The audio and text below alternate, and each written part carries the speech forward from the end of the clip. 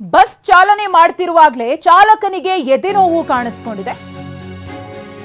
Bus ಅನ್ನ ಓಡಿಸ್ತಾ ಇರಬೇಕಿದ್ರೆ ಚಾಲಕನಿಗೆ ಎದೆ ನೋವು ಕಾಣಿಸ್ಕೊಂಡಿದೆ. ಬಿಎಂಟಿಸಿ ಚಾಲಕನಿಗೆ ಏಕಾಏಕಿ ಕಾಣಿಸಿಕೊಂಡ ಎದೆ ನೋವು.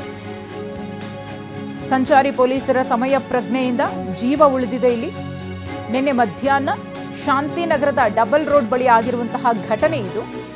KA 51 AJ 6905 ನಂಬರ್ನ ಬಸ್ನ ಡ್ರೈವರ್ ವೀರೇಶ್ ಬಸ್ ಡ್ರೈವ್ ಮಾಡ್ತಿರುವಾಗಲೇ ಅವರಿಗೆ ಹೃದಯಾಘಾತವಾಗಿದೆ. ಬಸ್ ಸ್ಲೋ ಆಗಿದ್ದನ್ನು ನೋಡಿ ಟ್ರಾಫಿಕ್ ASI ಓಡ್ ಬಂದಿದ್ದಾರೆ. ರಘುಕುಮಾರ್ ಅವರು ಅವರ ಸಮಯ ಪ್ರಜ್ಞೆಯಿಂದ ಜೀವ ಉಳಿದಿದೆ. ಈ ಕುರಿತು ಮತ್ತಷ್ಟು ಮಾಹಿತಿಯನ್ನ ಕೊಡ್ತಾರೆ ನಮ್ಮ ಪ್ರತಿನಿಧಿ ಕಿರಣ್ ಸೂರ್ಯ.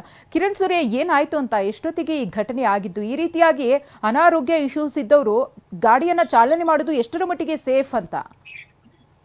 ಹೌದು ಮಧುಶ್ರೀ, ಚೂರಲ್ಲೇ ದೊಡ್ಡದಾದಂತ ಒಂದು ಅನಾಹುತ ತಪ್ಪಿದೆ ಅಂತಾನೆ ಹೇಳ್ಬೋದು. ಇಲ್ಲಿ ಪ್ರಮುಖವಾಗಿ ಗಮನಿಸಬೇಕಾದಂತ ವಿಚಾರ ಅಂತ ಹೇಳಿದ್ರೆ, ಟ್ರಾಫಿಕ್ ASI ಅಲ್ಸೂರ್ನ ಟ್ರಾಫಿಕ್ ASI ಆಗಿರುವಂತ ರಘುಕುಮಾರ್ ಅವರ ಸಮಯ ಪ್ರಜ್ಞೆಯಿಂದ 45 ಜನ BMTCಯ ಪ್ರಯಾಣಿಕರ ಪ್ರಾಣ ಉಳಿದಿದೆ ಅಂತಾನೆ ಹೇಳ್ಬೋದು. ನಿನ್ನೆ ಮಧ್ಯಾಹ್ನ ಡಬಲ್ ರೋಡ್ ನಲ್ಲಿ BMTCಯ ಬಸ್ ಒಂದು ಮೆಜೆಸ್ಟಿಕ್ಗೆ ಪ್ರಯಾಣವನ್ನು ಮಾಡ್ತಾ ಇತ್ತು. ಈ ಒಂದು ಸಂದರ್ಭದಲ್ಲಿ ಡ್ರೈವರ್ ಆಗಿರುವಂತ ವೀರೇಶ್ ಅವರಿಗೆ ವಾಹನವನ್ನ ಚಲಾಯಿಸುವಂತ ಸಂದರ್ಭದಲ್ಲಿ ಕೂಡ ಎದೆ ನೋವು ಕಾಣಿಸ್ಕೊಂಡಿದೆ. ಎದೆ ನೋವು ಕಾಣಿಸ್ಕೊಳ್ತಿದ್ದಂತೆ ಅಲ್ಲೇ ಇದ್ದಂತ ಟ್ರಾಫಿಕ್ ಕಾನ್ಸ್ಟೇಬಲ್ ಮತ್ತೆ ASI ಅವರಿಗೆ ಯಾಕೋ ಒಂದು ಅನುಮಾನ ಕೂಡ ಬಂದಿದೆ. ಯಾಕೆ ಬಸ್ಸು ಏಕಾಏಕಿಯಾಗಿ ಸ್ಟಾಪ್ ಆಗಿದೆ ನಡು ರೋಡಲ್ಲಿ ಅಂತೇಳಿ ಒಳಗೆ ಹತ್ತಿ ನೋಡ್ತಿದ್ದಂತೆ ಡ್ರೈವರ್ಗೆ ಎದೆ ನೋವಿನಿಂದ ಬಳಲ್ತಾ ಇದ್ದ. ಕೂಡ್ಲೆ ಹ್ಯಾಂಡ್ ಬ್ರೇಕ್ ನ ಹಾಕಿ ಎಲ್ಲರನ್ನು ಕೂಡ ಕೆಳಗಡೆ ಇಳಿಸಿ ಆತನನ್ನ ಅಂದ್ರೆ ಆಂಬುಲೆನ್ಸ್ ನ ಕರೆಸಿ ಆತನಿಗೆ ಈಗಾಗಲೇ ಕೂಡ ಆಸ್ಪತ್ರೆಗೆ ಸೇರಿಸುವಂತ ಕೆಲಸ ಆಗಿರುವಂತದ್ದು.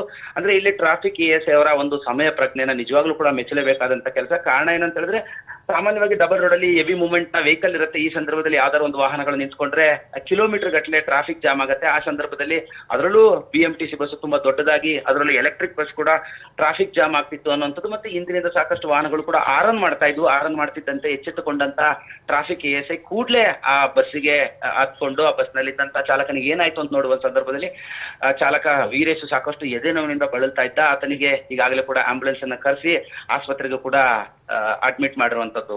ಮಧುಶ್ರೀ, ಧನ್ಯವಾದ ಕಿರಣ್ ಸೂರ್ಯ ತಮ್ಮ ಮಾಹಿತಿ.